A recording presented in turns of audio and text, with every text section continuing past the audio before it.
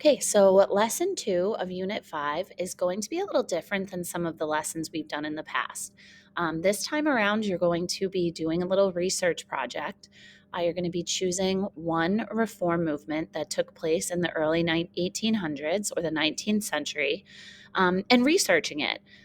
Towards the end of the week, once everyone has their research projects turned in through Google Classroom, you're going to complete a graphic organizer looking at the different reform movements. So, again, you are going to be the detailed teacher of your reform movement. So, it's important that you do this correctly and you do this thoroughly.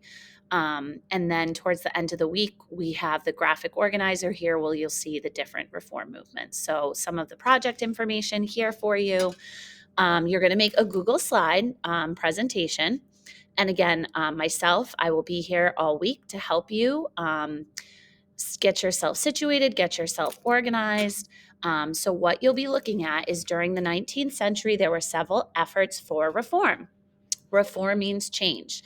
You're going to select one movement and create a Google Slides presentation submitted on Google Classroom explaining what the movement was and the important people and events that were part of it.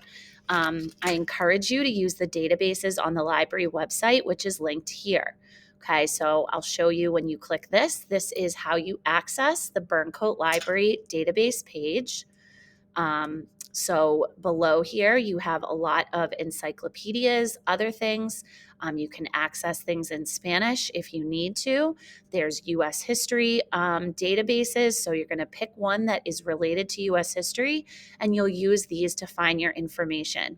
So, for example, if you decide to do the abolition movement, which is the movement to end slavery, okay, you would open the database, okay, search, and I'm going to search abolition movement. Okay, and then I would get my results and I would use these resources to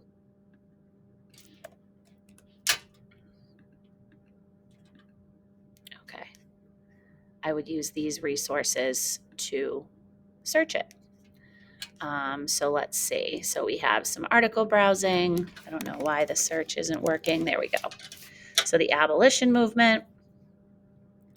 Okay, here we have some images and videos, an article, so you can use the information here to help you. Remember, this is mentioning Great Britain and India, but you want to make sure you focus on the United States. Part of your project is going to be to cite your sources. So if you look up here on the right top, when you use these databases, they have the citations for you. So you're going to do your citation in MLA. You would copy this and you would put this on your last slide as your works cited slide. So the database is a good place to start. You don't just want to use Google. Google is not an academic source. So use the databases that you have there. So you're going to choose one of the following. The temperance movement is about the end of the sale of alcohol. Education reform, the women's rights movement. Again, we're looking at the 1800s, so focus on the first convention held in 1848. We have prison reform during the 1800s, treatment for the mentally ill, and then also the abolitionist movement. So you're choosing one of these and then including a Google slide deck that has 8 slides.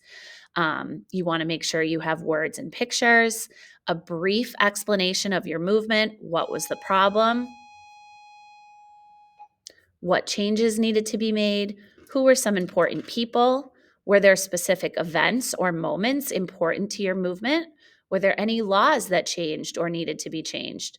Was the movement positive? Were there later movements that needed to happen as well? So, especially when we look at the women's rights movement in 1848, women do not get the right to vote until 1920. So, obviously, there was things that needed to happen much later to help change things as well.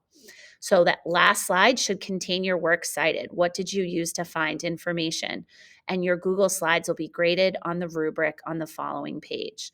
Okay, so you need to have your 8 slides submitted through Google Classroom no later than this Friday. So that way we can do a little investigation and a graphic organizer that you'll see linked here. okay, that we will look at all of the different movements together. Okay, as I said, you'll have a mastery check at the end of this lesson, just like we do for our regular lessons. But this time around, instead of me giving you the notes, pretend you have to take the notes yourself. You have to do the research. Okay, I am definitely here to help you with whatever you need.